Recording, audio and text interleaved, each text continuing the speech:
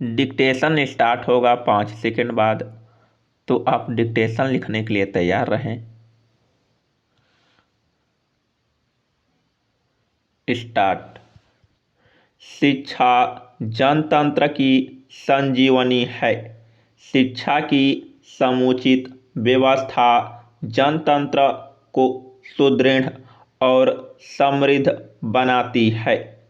जनतंत्र सामाजिक जीवन की एक ऐसी पद्धति है जिसमें व्यक्ति के अस्तित्व को महत्व प्रदान किया जाता है और शिक्षा व्यक्ति के व्यक्तित्व का समुचित निर्माण करती है।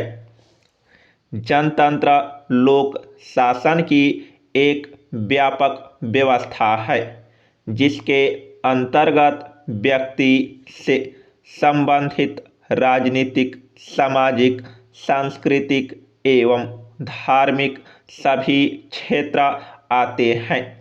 जनतंत्र शासन का वह रूप है जिसमें शासन की शक्ति जनता में निहित होती है।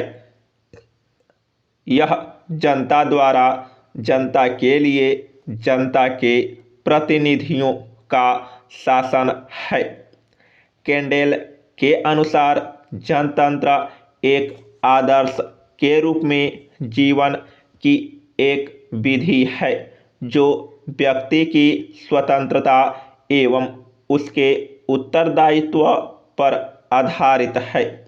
जनतंत्र का आधार आर्थिक रूप में यह है कि पूरा समाज समान रूप से समाज के धन का अधिकारी है। शिक्षा के क्षेत्र में जनतंत्र के अनुसार व्यक्ति को समान सुविधा, स्वतंत्रता एवं व्यक्तित्व विकास के समान अवसर प्राप्त होते हैं। इस प्रकार जनतंत्र अवसर की समानता पर आधारित है। जनतंत्र एक जीवन दर्शन है। मानव के विकास एवं समाज के कल्याण में जनतंत्र की सफलता निहित है।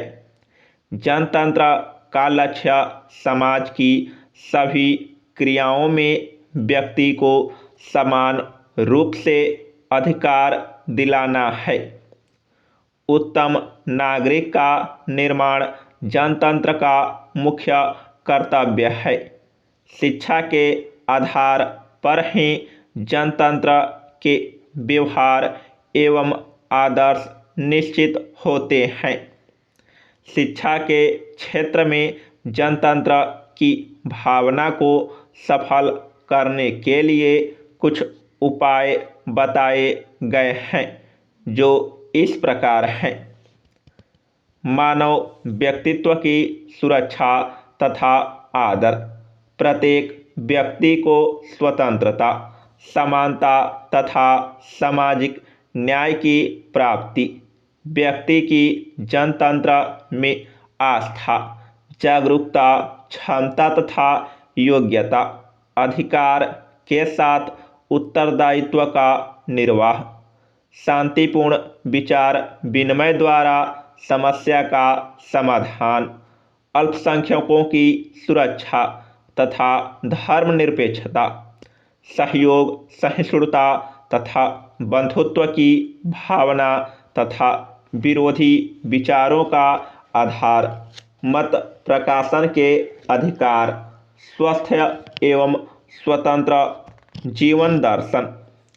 जनतंत्र आचरण द्वारा ही जीवित रहता है। शिक्षा द्वारा ही मनुष्य में वे सभी गुण आ सकते हैं जिनकी जनतंत्र में अपेक्षा की जाती है। अतः जनतंत्र की सफलता हेतु अच्छी शिक्षा व्यवस्था आवश्यक है। जनतंत्र में अनिवार्य निःशुल्क शिक्षा का प्रावधान होना चाहिए। विद्यालय के प्रशासन में छात्रों की सहभागिता होनी चाहिए एवं अन्य क्रियाओं के संपादन में शिक्षकों का उचित प्रतिनिधित्व होना चाहिए।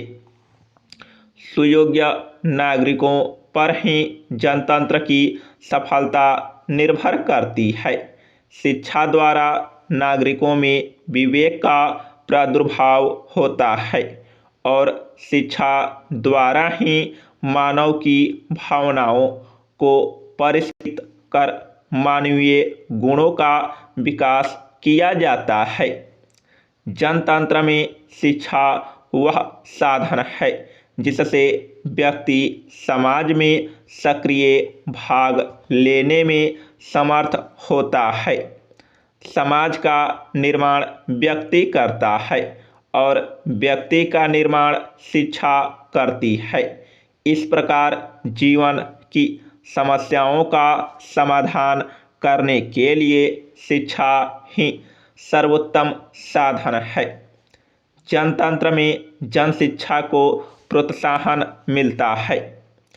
शिक्षा का आदर्श स्वस्थ समाज का निर्माण करना है। जनतांत्रिक शिक्षा व्यक्ति और समाज में संतुलन स्थापित करती है। जनतंत्र में शिक्षा का उद्देश्य व्यक्ति का शारीरिक, बौद्धिक तथा नैतिक विकास करना होता है। समाज का यह दायित्व है कि वह व्यक्ति को प्रगति का वातावरण प्रदान करे, जिससे वह स्वहित साधनों के साथ सामाजिक हित का भी संवर्धन करे। जनतंत्रीय शिक्षा पद्धति मनोवैज्ञानिक आधार पर व्यक्ति की योग्यता एवं विचारधारा को परिष्कृत करती है। इस प्रकार जनतंत्र और शिक्षा एक दूसरे के पूरक हैं। जनतंत्र की शिक्षा एक संतुलित शिक्षा है जिसमें बौद्धिक विकास के साथ साथ सामाजिक गुणों का तथा व्यवहारिक कुशलता का विकास भी होता है। समाज में तथा विद्यालय में संपर्क स्थापित करने का कार्य शिक्षा ही करती है।